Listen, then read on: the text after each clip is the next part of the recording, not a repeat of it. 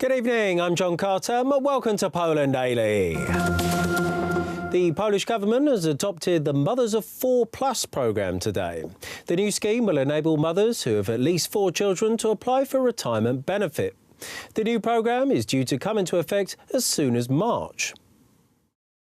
Polska wybiera przyszłość. Poland chooses a future. These programs we introduce, the family-friendly programs, all the social programs are the proof that we choose a future. The family is our future, and that is reflected by our various regulations. In this case, this retirement regulation is so important for our social justice. Dla sprawiedliwości społecznej. Na mocy tej ustawy Under this act, a number of mothers, we are talking here about 65,000 women who do not have that minimum time requirement, will get the minimum retirement. It is presently 1,029 zlotys, but because the bill will be effective from March 1st and the new minimum retirement law becomes effective the same day, the benefit will be 1,100 zlotys. wejść w życie od 1 marca. The Chancellor of Germany, Angela Merkel, and the President of France, Emmanuel Macron, signed a new treaty on friendship and cooperation today in Aachen. The signatories of the pact declared that the treaty is intended to strengthen the integration between Germany and France. The treaty aims to deepen security and military ties between the two nations, as well as obligating France to lobby for Germany to be given a permanent seat in the Security Council of the United Nations. 22 stycznia to symboliczny dzień. January 22nd is a symbolic day in the relationship between Germany and France. On this day, 56 years ago, the President of France, Charles de Gaulle, and Chancellor of Germany, Konrad Adenauer, signed a treaty of friendship called the Élysée Treaty, ending German-French hostilities. That's why today, Angela Merkel and Emmanuel Macron signed a treaty referring to the Élysée Treaty. The leaders of the countries spoke about the character of their cooperation. Symbolicznie do traktatu elizejskiego. Wir werden hart daran arbeiten müssen, dass wir uns immer We will have to work hard to improve our communication, not only language-wise, but also mentally and organizationally. We have to address each other with respect and understanding in order to enrich our cultures. We hope to ensure a great number of followers will share our vision. unserer eigenen Kultur verstehen. Nous aimons nos patries. We love our respective homelands. We love our friendship and our partnership. But above all of this, we are united by love for Europe. This is why we have decided to continue our dialogue with new force, new enthusiasm and new determination. Long live the German-French partnership. Long live Europe. To jest niejako przypomnienie i odnowienie tego. This is a sort of reminder and renewal of what was agreed upon in the Élysée Treaty. We have general statements here on improving cooperation and communication. We also have a guarantee in case of a military attack. Until now, those guarantees were in effect based on the NATO treaty. Germany needs France only to legitimize themselves in the international arena, but in reality, they do whatever they want. Potrzebują Francję tylko po to, żeby uchodzić za wiarygodnego partnera. Podpisanie tego traktatu jest wydarzeniem już wpisującym się w... The signing of this treaty is an event that will be important in the political campaign preceding the European elections. I think that Emmanuel Macron wants to defy the so-called Eurosceptics, in his opinion led by Salvini and Orban. He wants to show himself as a leader of the camp of European enthusiasts. So this treaty is supposed to help him do that and begin a new era in German-French relations. Obozu euroentuzjastów. Podpisany dziś dokument mówi o pogłębieniu. The treaty is intended to strengthen the cooperation between Germany and France. The cooperation concerns foreign policy, security, defence and development, but also strengthening Europe as a subject on the international arena. Jako podmiotu na arenie międzynarodowej. The Polish movie Zimna Wojna, or Cold War in English, has been nominated for 3 Oscars. The film, a Polish historical drama directed by Paweł Pawlikowski, was released last year. 2 serduszka, 4 oczy. Ojojojcy, ojojoj. Czarne oczka, co płaczecie, możecie, że się spotkać.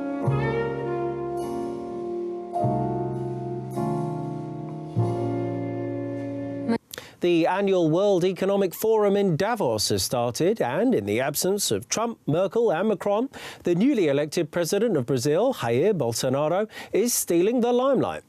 It's his first visit abroad, and Bolsonaro is taking advantage of the stage to sell his vision of a new Brazil, open to international trade and limiting the influence of socialism in Latin America. The president of Brazil, like the US president in 2016, introduced himself on an international stage for the first time in Davos.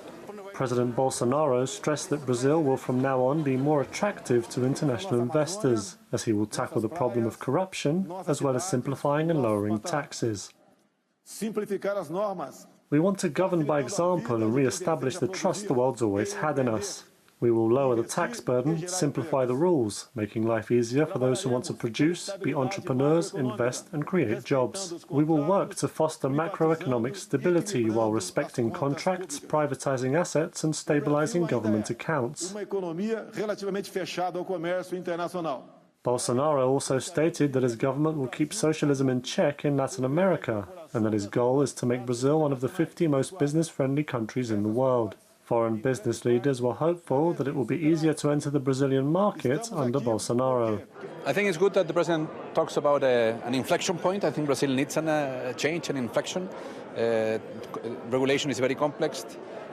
Tax is a big burden for business. We are from Chile.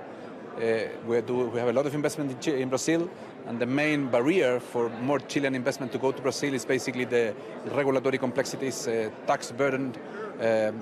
Basically, you need in Brazil to have a muscle to basically manage all the regulatory complexities, and that's not good for business. That's a big inhibitor for new investment to come to Brazil. I think that signal is very positive. Some attendees criticized the event for giving leaders they deemed to be autocrats too much exposure. It's ironic that the sessions with autocrats dominate and you can't get into them at a place like this yet. So that's my opinion. Despite the thinly veiled opposition of business leaders gathered in Davos against Bolsonaro's national conservatism, many couldn't resist praising his economic policies. It remains to be seen exactly what effects Brazil's new economic policy will have on international business. Thank you very much for joining us here this evening at Poland Daily. Stay tuned after the break for Poland Daily Weather, then the business, and that's followed by Poland Daily Culture, Travel and History.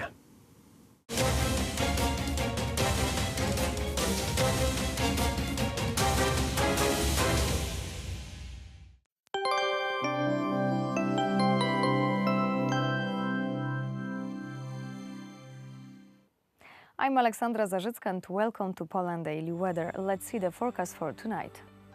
A quite overcast night as large parts of the country. A maximum -1 degree in Szczecin and Gdańsk and a minimum -9 degrees in Rzeszów. Now over to tomorrow. It will be a mixed bag with snow and sunlight. The temperature will range from -5 degrees in Białystok and Lublin to -1 degree in Koszalin, Szczecin and Katowice. Let's see the forecast for the following 3 days. Another overcast day with alternating sunshine in the west and snow in the east. A maximum -2 degrees in the southwest and a minimum -7 degrees in the northeast. On Friday, snowfall will appear in the south. More sun is expected in the north. On Saturday, we will see more snow with rain across the Poland. Temperatures will rise to 2 degrees in the northwest. Thank you for watching and goodbye.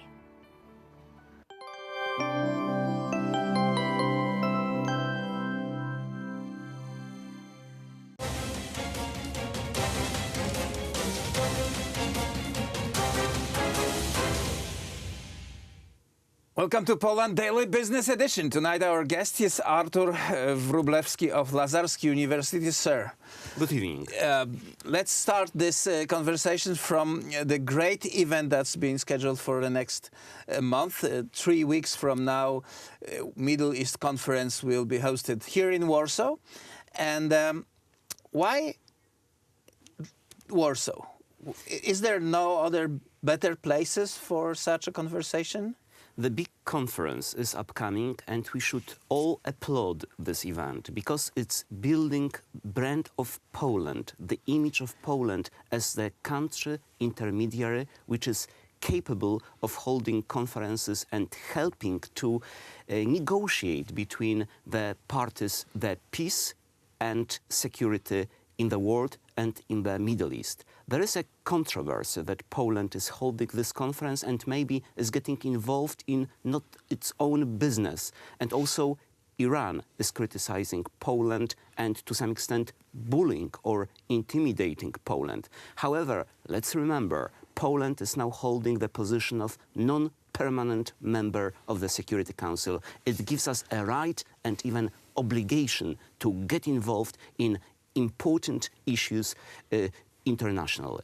Right. The Iranian Near East is a playground of big powers. China, Russia and the United States are trying to secure their positions on the And we are locally. not a threat to anybody. We are neutral. We are medium-sized country. This is the best location, far away from the Middle East and all those demons we see there, to hold this conference in constructive way to discuss the future of peace and security in that area.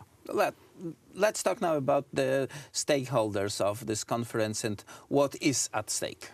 At stake is the future of so-called nuclear deal with Iran. It was a deal called Joint Comprehensive Plan of Action signed in July of 2014 in Vienna. The future is of Iran.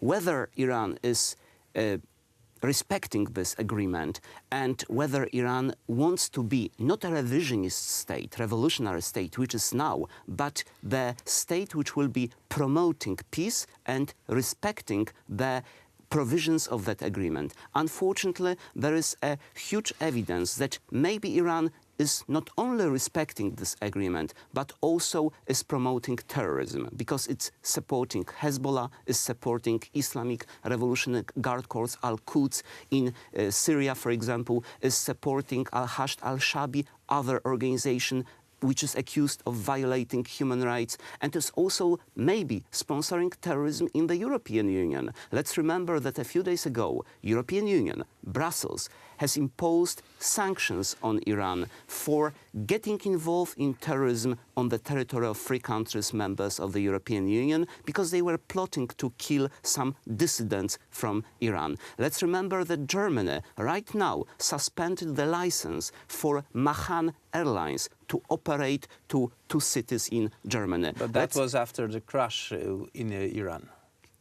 No. It is for political reasons, under pressure from the United States, because Mahan Airlines, it's the first private airlines operating in Tehran and is unfortunately transporting weapons to the Middle East, to Africa, and is getting involved in some illicit actions. That's why Germany has suspended this license to operate, to fly to Germany. Of course, we know that the European Union and Federica Mogherini, which is like a foreign minister of the European Union, are against this conference a little bit, because the conference is will be without Iran. As recently as yesterday, she said she will not show up in Warsaw. She will not show up. Also, people from Russia will not show up. They just don't see this event as needed and necessary.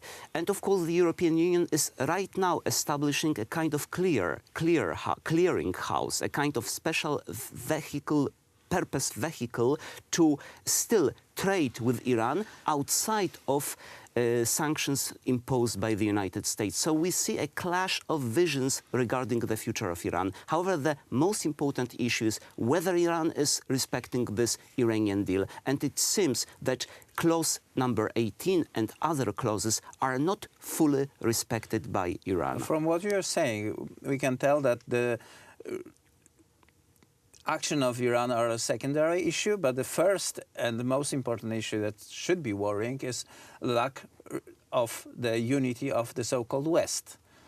Unfortunately, we remember that this important document has been signed by many signatories, and unfortunately only the United States wants to withdraw from this agreement. They did it already, and they contest this agreement. The Western parties to this agreement, like France, UK or Germany, wants to trade with Iran because it's a profitable business to sell cars or to sell, for example, planes from the European Union to Iran. Yeah, the Iran is an underdeveloped country right now, but the potential is huge. There is no reason why people in Iran are not living like the level of Europe because of their national resources. But remember that Iran is not ruled by democratic government. It's ruled by Islamic regime, which is a kind of revisionist state. We don't know really goals of this state, except that they want to destroy Israel, for example. They sponsor terrorism,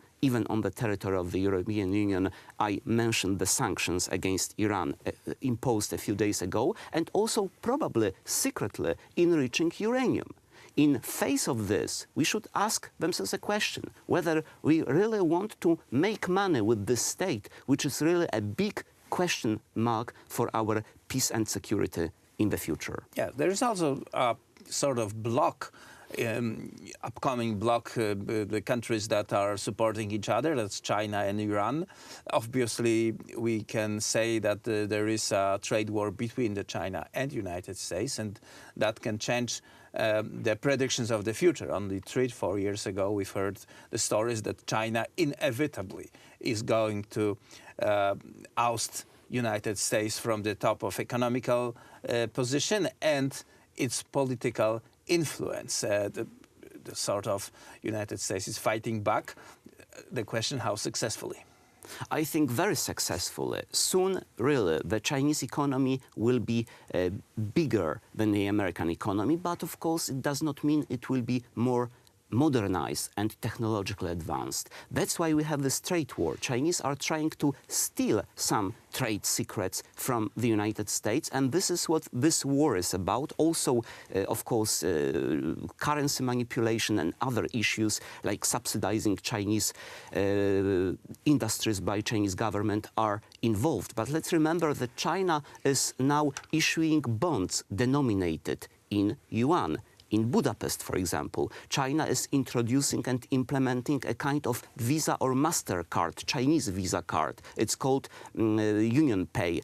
In Serbia, for example, let's remember that China is giving money to countries, and in this way, to some extent, connecting these countries to Chinese economy. And when those countries are unable to pay the rates and benefit from the loans, they are just taking port, of course, they or will city, or some piece of overtaken. It's a modern colonization in this way, or imperialism, we would say. That's why they are giving money to Pakistan, over $60 billion, but even to countries in Europe like Serbia or Montenegro. They are giving money, and maybe those countries will not be capable of paying back quickly, and in this way will be permanently connected to China.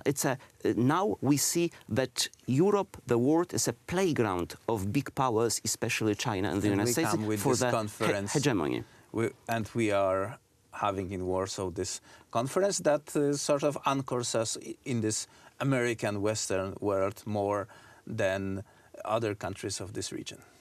Let's remember that we have to look for allies, and we have to connect to someone. And Poland is trying to be close to the United States. That's why we are supporting this event, despite all that criticism. But let's remember that we have history of being intermediary. For example, Rapacki Plan. Of course, it's 1957. We were under Soviet influence, but it was disengagement plan, which was also welcomed by the West. Later on, in 2003, for example, Proliferation Security Initiative, during the visit of President George W. Bush to Krakow. It's initiative against proliferation of nuclear weapons, for example, which is still valid and working today. So we should be intermediary. We should be active. We should not be intimidated by anybody. More of that in the next upcoming shows, and Artur Wróblewski will definitely be our guest next time. Sir, thank you for this conversation, and that was it for tonight's Poland Daily Business.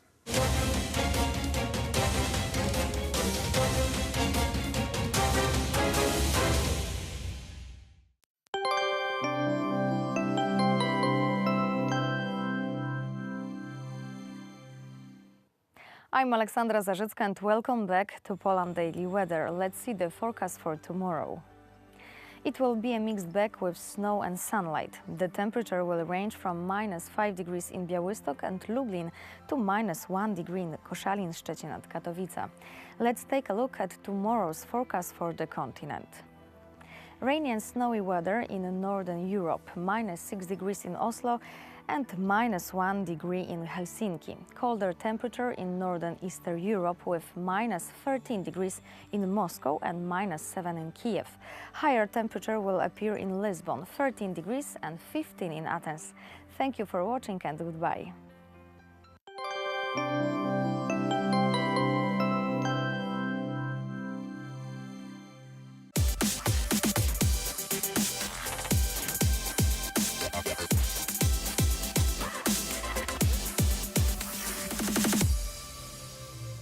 Most of Mazovsha's costumes are made by folk artists using traditional techniques characteristic of the given region. The materials used are natural, such as wool, linen, or hemp. The artist's professional skills enable even the Łowicz-style costumes to swirl and dance as if delicate, light netting, even though they can weigh almost 31 pounds, or 14 kilograms. During one concert, each artist makes between 7 and 10 costume changes, and they have no more than 3 minutes for changing.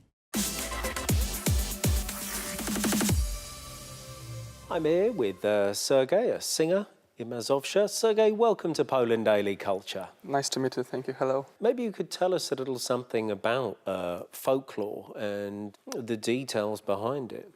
You know, I've discovered the folklore when I was about 14 because Moldova has its own assembly as Mazovsha, the joke, but it's not so popular now because of maybe the situation there. So the Western folk culture is not so developed as here in Poland, I guess. So the first contact, my touch of folklore was when I was here and my beginning in Mazovsha. So, you know, it's a magnificent world. Think I've been searching for my destiny, I guess, throughout my life, because I've always been singing and dancing, but none of those directions is so full of sense and passion as the folklore dances and songs, I guess, because it all shows us the historical situation. The colors have their own meaning then. All the lyrics of the songs, the movement in dance has its own meaning, so that's very important. And not always we can see that, but the folklore shows us that in the most simple way.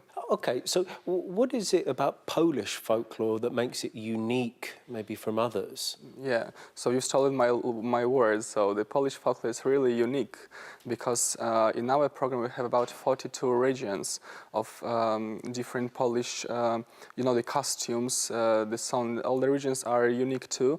And I don't think that there are so many countries in the world which have such a big and of plenty of different costumes and songs and dances, you know. So the Polish folklore is really unique because it's very rich about its culture. Maybe you could tell us something about the significance of the colours, etc. Because you mentioned that before, that each move and each colour. Could you give an example of that? Yeah, of course. For example, from our program of our performances, which we have here, we have about 20 regions which we show on our every concert, and you know there are 3 different groups: the middle, the smallest, and the tallest one. So the costumes are of different size too. So for example, the Krakow region, its costumes have about 4 or 5 different colors. The main colors, it's about green, red, for example, and there are a lot of golden details. So it shows us the moment, the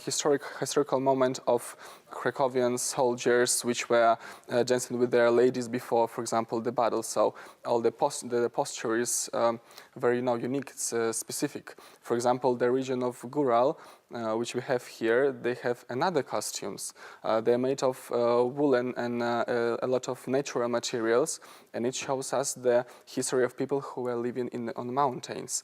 And these people have a very specific, very funny songs, funny dances. They danced with their partners all the time, rolling overhead. So it's another part of this folklore world. So we can say it's really very rich because each of the regions has its own history, and the basement of the colors differs too. For example, my costume is from the Łowicz region, so you see it's rich of plenty of orange, green, pink, black, so it's unique here. But for example, in another region of Poland, these colors are not always used. Sergei, thank you very much for joining us here at Poland Daily Culture.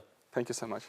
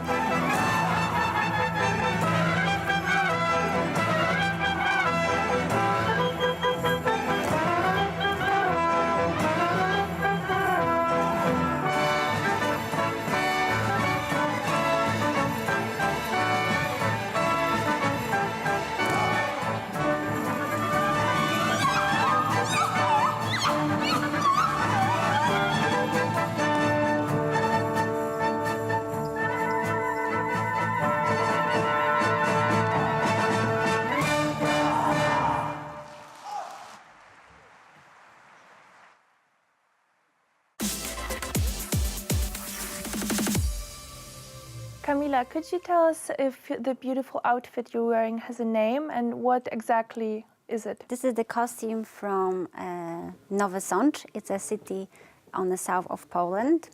Every region of Poland has its own costume. This one is has a lot of ornaments. The characteristic is the back thing, which during the dance is difficult to move, and dance includes a lot of spinning. So it's a lot of practice to learn how to spin and not to be bothered by this thing in the back. There's also the shawl. Every costume, every region has different head thing. This one is easy because the hair is covered. Usually we have two braids that also are, when we dance, they all move around. So this one, I like the costume because the hair is all together. And is it comfortable to wear those outfits? This one is very heavy. Some costumes are a little bit lighter. There are costumes that weigh around 14, 16 kilograms. Mm-hmm. So during the dance, it's very difficult to move. Also, even the choir, when they stand and sing, is also hard because the weight is heavier and heavier with the next song. And sometimes it happens that the girls fade away because of the heaviest. of the heaviest costume. But it's just the way of practice. If we practice and we are relaxed, then rested, and then we can stand and just sing and do our job. Do you wear different costumes when you perform abroad and different ones in Poland, or doesn't it matter? Every dance has its own costume. So depending on which dance we do on the stage, we change the costume. So for example, if in the first part of the concert I dance 4 dances, then every dance I have to run here, because here in the dressing room, just change very quick, and then put the new costume. And it maybe sounds easy, but it's not very easy, because we change the shoes, and shoes are also, you have to put it, and then even underwear, that's the thing. A lot of layers. A lot of layers, and it's not, every costume doesn't have the same things. Every dance also have different shirt, so all to zip up, and it's a lot of time. So sometimes when there is very short change, then the other girls has to help us, and also sometimes you have to change the hair. So sometimes it's very stressful, but it's a lot of fun. Okay, thank you very much. Thank you.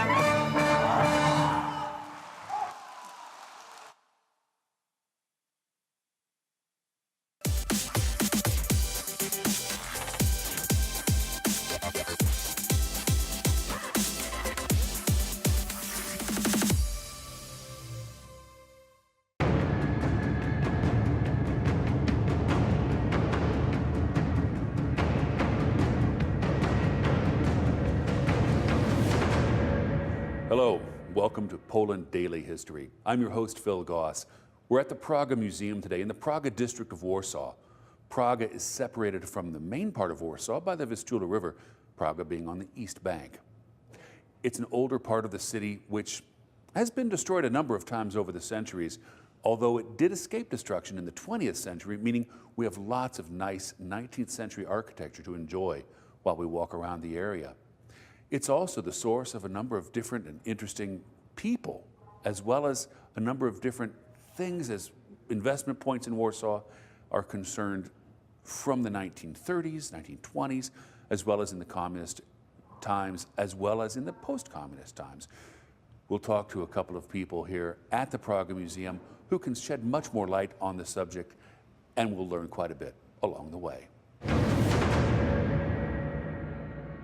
We're at Praga Museum today with Franciszek Płócennik, talking about Praga's history. Franciszek, we've spoken before about Praga's history up until World War I. After the war, when Poland was reunited, how did that affect the history of Praga? Just for the beginning, try to imagine making up a country of 3 different countries governed by Russians, by Germans, and Austrians. That was really a huge effort to make it work as one country. Warsaw was its capital city, and Praga was part of the capital city. That's why it affected Praga on a huge scale. The first thing was to change the names of every street and every square, and of course Poles have been waiting for it for over 100 of years. So some of the streets have gained new names, some of them came back to their historical names, referring to some Polish kings, Polish heroes, and so on. Basically, some of new investments here, right? Let's start with the biggest and the most famous Polish chocolate factory, Wedel chocolate factory here in Praga in 1920s. Then the first Warsaw Zoo Garden, right? And a lot of different investments here. So Praga have become the industrial backstop of the capital city, right? So that was just like industrial suburb here with some new investments and new people going in. the main marketplace of this area. So Targowa Street have become a real street right now. So the horse markets, cattle markets, pig markets that have been here until 1918 just vanished. They moved to the suburbs, right? So Praga started to look like it's the center of the city actually right now. And it's quite important that the Jewish community was quite significant here. It was over 40%, comparing to Warsaw's 30%. So there was a Jewish synagogue, Jewish schools, kindergartens, tenement houses built by Jews, the Jewish cemetery. So the Jewish community was quite significant, and their culture was quite significant for the main Polish and Warsaw culture. Does anything remain today from the Jewish culture? Yes. What? Mostly when we think about the Jewish heritage in Warsaw, we think about the ghetto of the World War II, but everything has been destroyed there. The only thing that's left, the only thing that's left of the Jewish heritage is here in Praga. Still, we have some remnants of the Jewish synagogue. There's a Jewish cemetery here, and 5 different Jewish buildings, 1 Jewish school, and some others that are quite in a good shape and are quite appropriate for the tourists. But there are remains of the Jewish synagogue here in Praga, yeah? Yes. Where is that? Right in front of the Orthodox Church, actually. There was something like 100 meters in between them. Okay. Interesting. Now, we talk about the industry of Praga. Praga's also got a famous vodka factory. Was that built by the Poles, or was that built by the Russians? It's been built right before World War I and changed its names several times, but its role, the function has always been the same. That was the biggest vodka factory in the whole country, built by Russians, actually, but for the Polish industry, because it's been used since then by the Polish industry, right? So after the war, we have 20 years of prosperity. Right before World War II, how did Praga look? Well, it changed drastically since the end of World War I until the beginning of World War II. That was like 21 years, but that was one of the most significant times, the most significant periods in Polish history and Praga history too. Just keep in mind, still Praga has been a suburb of Warsaw, trying to reach the center or the status of the central district, right? But still, there was a huge amount of social problems here, right? So the city of contrasts, I would define it, definitely. Thank you. For Poland Daily, I'm Phil Goss with our guest Franciszek Puczennik.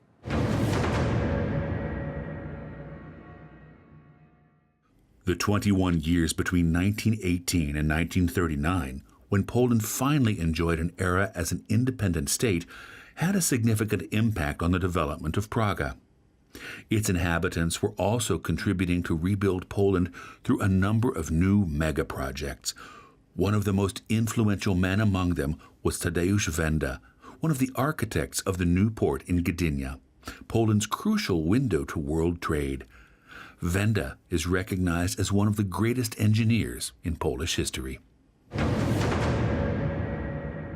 For Poland Daily, I'm Phil Goss with Senior Curator Jolanta Wiśniewska at the Praga Museum. Ms. Wiśniewska, I understand that one of the men responsible for creating the port in Gdynia and the entire infrastructure that connected the river Vistula through Tczew and around the free city of Gdansk to the port in Gdynia, and he created the port in Gdynia, was from Praga. Can you tell me more about him and his family?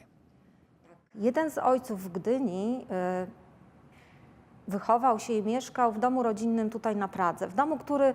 Yes, one of the men playing a key role in the construction of the port in Gdynia was from here. He was raised and lived in a house in Praga, a home that is now often admired on postcards as part of the panorama of the town from the 19th and 20th centuries. O nim mówimy, wybitny polski inżynier, budowniczy. Tadeusz Apolinary Wenda is who we are referring to, was an outstanding Polish engineer who not only built ports and invested in the projects connected to the sea and rivers. Jako inżynier budujący linie kolejowe. He started in the times of Tsarist Russia's occupation of Poland as an engineer building railway lines and bridges from the Russian Empire. After about 10 years, he took interest in another field and began to specialize in water investments. Wodnych.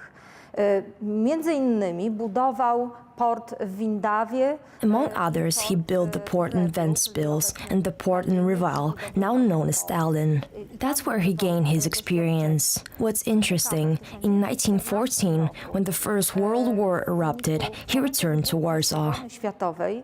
Wraca do Warszawy, wypowiada służbę. He ended his career in the Tsarist administration and took a certain risk because at this time it wasn't known what would happen. Jak losy świata się potoczą i podejmuje pewne ryzyko. He returned to Warsaw and began work in Polish river navigation on the Vistula. He returned to his family home on 12th Olszowa Street and offered his services to Polish officials. 12 i oddaje się jakby w ręce do dyspozycji polskich działaczy. When Poland regained independence in 1918, he offered his services to the Polish government. In 1920, the government ordered him to go to the Baltic coast and he worked in the cities of Gdańsk and Władysławowo. Wyjeżdża na wybrzeże. Pracuje w Gdańsku, Władysławowie. He signified the best area between Kępa Oksywska and Kamienna Góra in the vicinity of the seaside summer village Gdynia on the coast as the optimal for the construction of a new Polish port. A port that was supposed to save the economy of a reborn Polish state. It was to be a Polish port that would rival the Gdańsk port. Ratować polską gospodarkę rodzącego się młodego państwa polskiego, być takim polskim portem, który będzie rywalizował z portem gdańskim. Tadeusz Wenda nie tylko Tadeusz Wenda not only indicated where it should be built and designed it, but oversaw the building of it. Up until the year 1932, he directly oversaw the building work. He remained in Gdańsk as the head of the Maritime Office until 1937. Jako naczelnik Urzędu Morskiego, angażując się w sprawy gdyńskie, to osoba, która zyskała uznanie nie tylko w Polsce. He is a person who not only received recognition in Poland for his activities, but as well as Polish honors, such as the Order of Polonia Restituta, he also received honors from the French Legion of Honor. Może być to, że nie tylko polskie odznaczenia, Krzyż Komandorski Odrodzenia Polski ówczesny jest jego udziałem, ale także francuska Legia Honorowa. It shows that his achievements as an engineer were praised also abroad. In 1937, Tadeusz Wenda returned to Warsaw from Gdynia to his family home in Praga. Stąd potem przenosi się do Komorowa, ale to już zupełnie inna historia. He then moved to Komarów, but that's a different story. Unfortunately, he is often forgotten about when talking about Gdynia, because the Minister of Industry and Trade, Eugeniusz Kwiatkowski, is often referred to as the main figure there. Główny ojciec Gdyni, portu gdyńskiego i miasta, jest przywoływany najczęściej minister Eugeniusz Kwiatkowski. Thank you very much.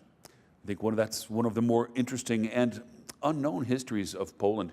The port in Gdynia was actually put in a place where it was said that you can never build a port here. It was a marshy bog, and they went up and they proved everybody wrong. For Poland Daily History, I'm Phil Goss. We've been at the Prague Museum with Senior Curator Jolanta Wiśniewska. As we've seen, Prague has been the source of quite a bit of rich history for Warsaw, as well as a number of influential Warsavians who came from here. Although it is a tight-knit community, gentrification in the past years is changing the face of Prague. Let's hope, though, that it doesn't change the nature of the community. For Poland Daily History, I'm your host, Phil Goss.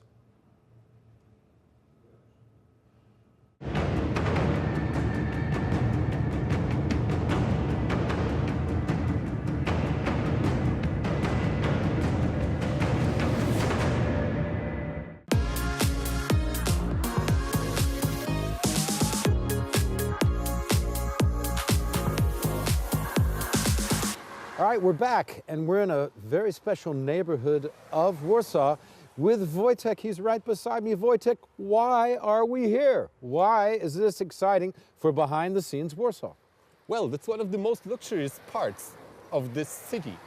And even today, if you want to rent an apartment here, you will not get a small apartment like 50 square meters, but you will get a 100 square meter apartment in here in that beautiful block over there.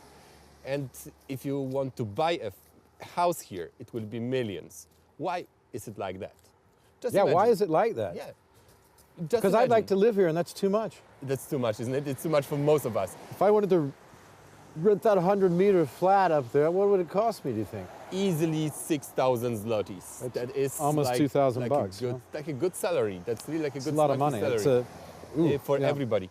And Yeah. then, why is it that good here? And why do we have such a block with slightly cheaper apartments here and better apartments over there and better houses over there? I don't know. Why do we have that? Because here we have a tram and a street, and this is less comfortable than over there. This block provides cover for the other For the more houses expensive over there, for the stuff more behind. expensive stuff behind it. Okay. This location is a prime location. First, due to the fact that it is just next door to filtration areas in which water gets filtered, Wisla water. Okay, I see. And so yeah. it was an important stuff in a town that was always lacking clean water. And so filters are here.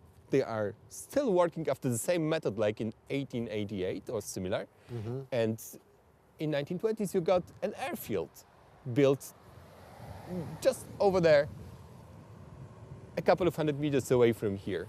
So just imagine, and this is still very much inside the town.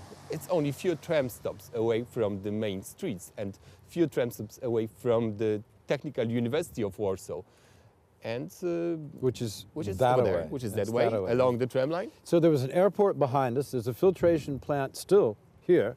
There's the airport field. The airfield is now a park, a beautiful park. And down here we have the Polytechnic going back towards Platz Konstytucji, which is also where we were. Is just to our right if we kept going straight, right? Yes, exactly. More or less. And a couple of 100 meters this way, you get great dormitories and another part of Warsaw that got even more modern and same luxurious like this part here. Yeah. Who would live in this neighborhood? Who would live here? People, very often, people who inherited the places from their grandparents, and very often the richest people of Poland who will like to remain anonymous. They I like to be assume. quiet, yeah? Like to be quiet and not in Konstancin, for instance, but closer to the town. Yeah. What and even about- not use the car from time to time. And what about artists? And didn't Richard Kapuscinski, I believe, lived in this neighborhood? Well, do you know of any others? Yes, but I don't know all too many others. It was these buildings got mostly built by bankers, not by artists. Correct. So it was another level of income. I think he was a special case. Yeah. He was a special case of a quite privileged and professional author and reporter in this time. But yes, there are plenty of other rich people that would live around here. Now we will see one special graffiti on the corner of the Supreme Chamber of Control house. Yes? Okay. So we will go there. So right around the corner. It's right around the corner, Okay, let's go. 2 steps away from here. 3 sites that were painted within World War II in the 1940s. And they were painted in a situation that was dangerous, yes? Okay.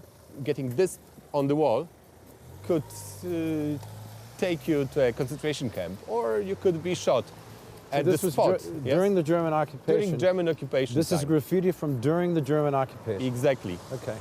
You know, the easiest way to tease Germans was to put the famous P&W sign. Oh, now wait a second. Wait a second. This is. Let's go over here so they can see it. Yep. Maybe if you could On the wall. come over here so you can explain to people. This is the sign that I know as the sign for the Warsaw Uprising. But That what is. is it really? Is That that is what not it true. is?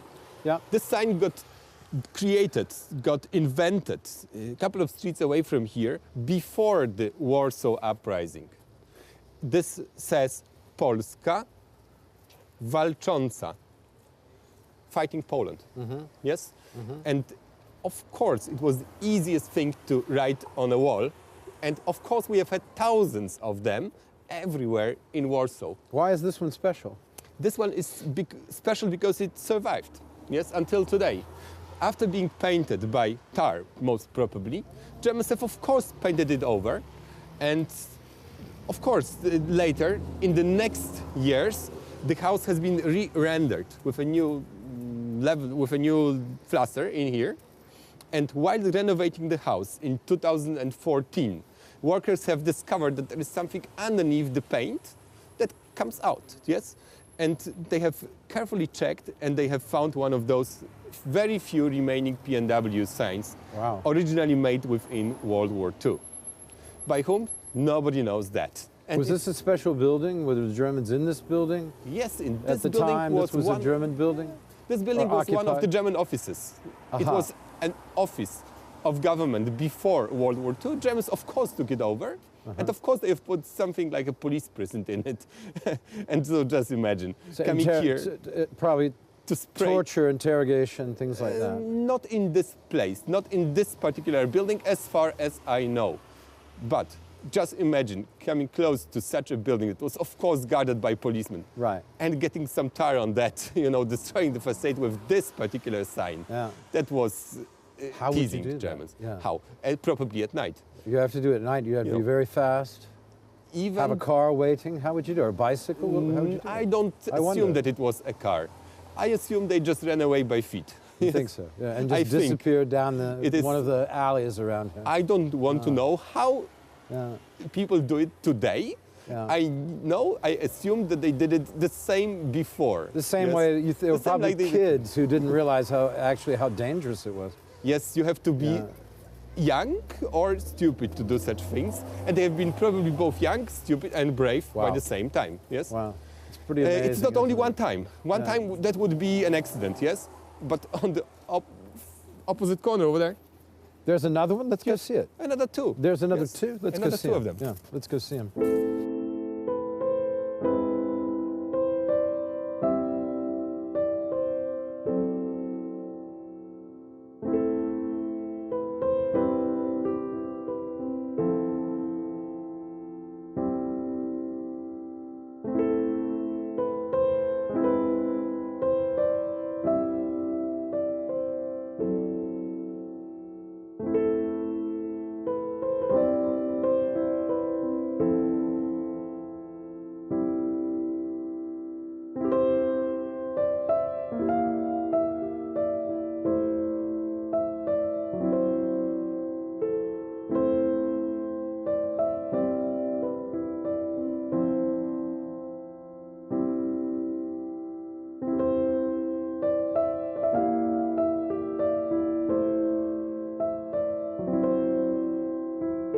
These are the second signs. So not only one on this building, but these two.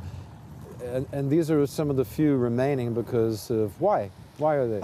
Because, you know, when you have just finished World War II and you see these signs painted everywhere, you just don't put too much value to them.